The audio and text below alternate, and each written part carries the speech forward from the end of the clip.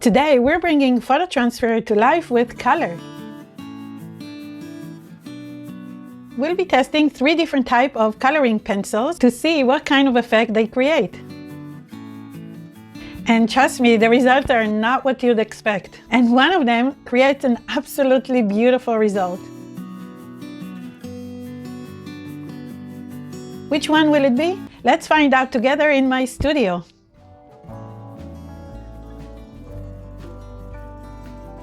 So yeah, let's do it. Let's create something artistic.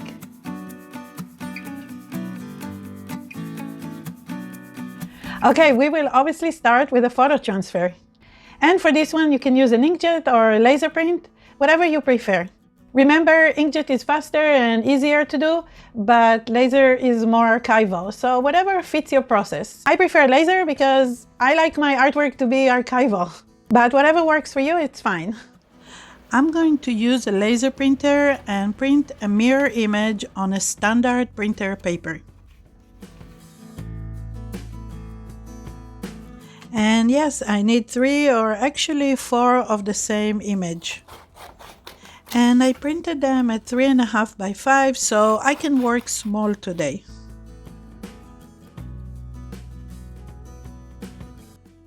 Also, it's always a good idea to choose a photo that is simple, clear, and has a good contrast. Next, let's choose the surface we are going to transfer our photo onto. For the surface, we can use anything like wood or canvas. But I'm going to transfer to watercolor paper. I think it will be really nice to transfer to some beautiful watercolor paper. The transfers always look good on this type of paper. However, watercolor paper can be quite expensive, so a good way of saving some money is to buy them in a large sheet and cut them down to the size we need. But today I think I'm going to use paper from this Bleak watercolor pad. So that's another way of saving money. Though I feel like this paper is not as nice as the one that comes in large sheets. Still, it's pretty nice and will work just fine for our purpose today. Oh, and by the way, if you have my previous book, the Mixed Media Photography book, you can find today's technique on page 104. And you can find this wonderful book on Amazon. Okay, so in order to have a fair test, we need to transfer the same photo onto the same surface 3 times. So let me quickly show you how it's done. So actually, I think I'm going to show you 2 different ways of transferring the photo today. The first one is the usual one, which we've done before in previous videos. It uses matte medium as the transfer medium. We are simply going to spread the matte medium on our surface and place our photo face down onto the wet medium. Then we're going to use a craft knife to help us start rolling and peeling off the top paper. After the top paper is removed, we are going to wet the back of the print with clean water and use a soft sponge to remove the rest of the paper.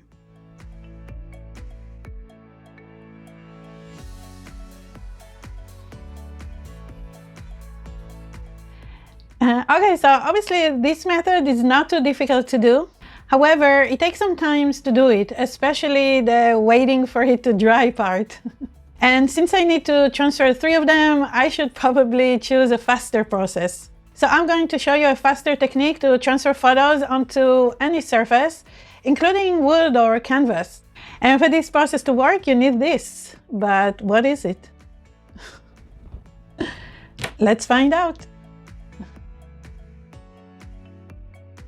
So this is a blender marker. And it works for image transfer because it has the chemical xylene in it. So please be sure to read the warning label before using it. And definitely work by an open window or outdoors if you can. You can find out more information about this process and also using alternatives in my latest book, the new mixed media photography book. Okay, so now let's see how it works.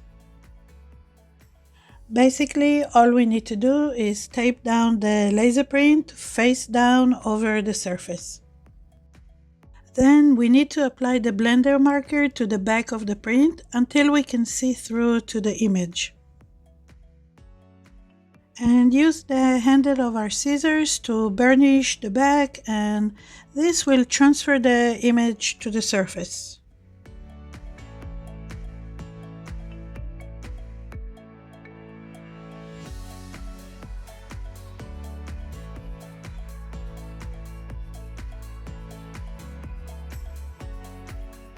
So yeah, this was easy and pretty fast. Remember, it can be toxic, so make sure you work by an open window, please. So now you have two different transfer methods that you can choose from. And you can choose whichever transfer method you prefer. I'm going to use the blender marker method and create two more transfers. By the way, if you're not interested in transferring your photo or you don't have time, you can obviously print your photo directly onto the surface. It obviously limits you to the thickness and size of paper your printer can handle, but it's definitely an option. Anyway, I'll talk about it some more in the next video. And before we continue, I just wanted to quickly mention that if you like this process, you're going to love my book, the new mixed media photography book. It's available on Amazon, so make sure you check it out soon. And if you prefer the digital PDF version, check out the ebook. It's available on my website, nitsacreativestudio.com. See you there. Okay, so now that all our transfers are ready to go, let's start the battle of the coloring pencils. Yeah, let's just see what happens.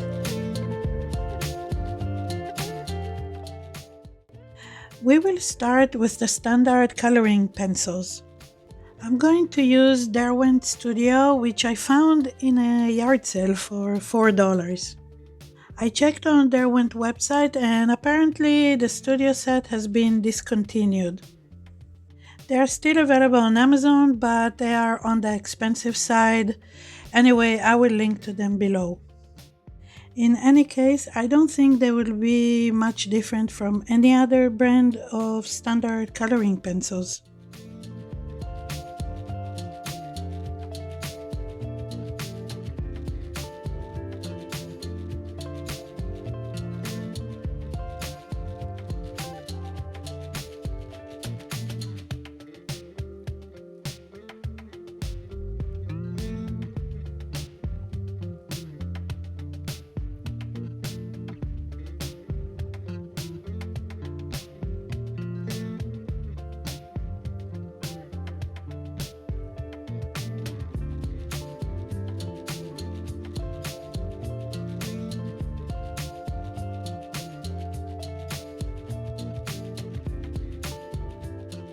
To be honest, I'm a little surprised. I actually really enjoyed this little coloring experience.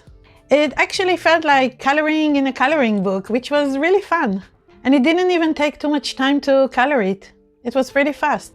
Honestly, my approach until now to using coloring pencils was that it's basically something for kids, but I don't think so anymore. So now let's see what coloring with watercolor pencils is going to look like. I hope it's going to be as much fun as using regular coloring pencils. We'll see. Let's see what happens.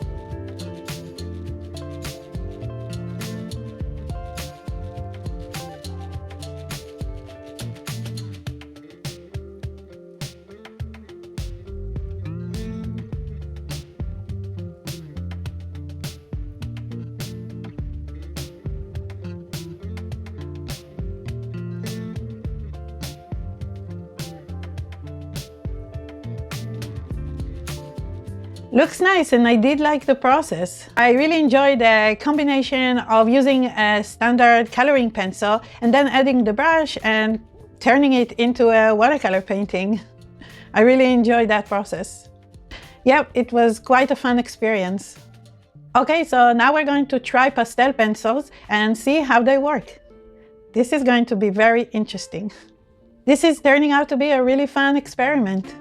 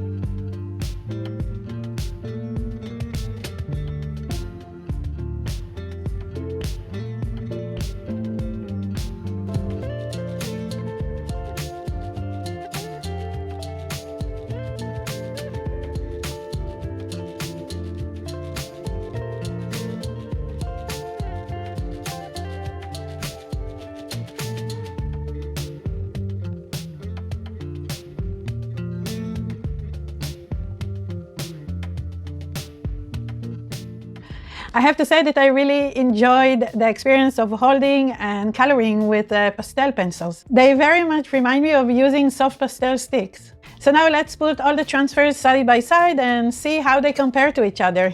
This whole experience of using coloring pencils on my photo transfers turned out to be really fun. I haven't used them for many years, but now I think I'll use them more often. Anyway, so now let's put them side by side and see which one we prefer, which one we like the best.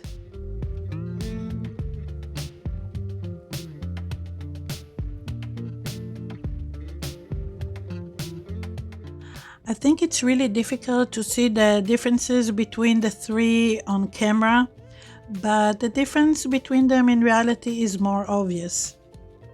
You will have to trust me on this one. For me, this one, the pastel pencils, is the one I like best. I just love the texture so much. Here I created another one with soft pastel pencils. It is slightly larger, so you can see the lovely texture more clearly. Okay, this was so much fun. Let me know which one was your favorite and why. It will be interesting to read your opinions. I hope you enjoyed this video, you know I did. And I hope you found it useful in any way. Thank you so much for watching, for commenting, for sharing, and most of all, thank you for your time. And I'll see you in the next video. Bye! Pastel pencils, or chalk pen. Let's begin the battle of the coloring pencils. Today we're bringing photo transfer to color to life. Ay, ay, ay. Why can't I talk today? I don't know. But it's a fact, I can't talk today.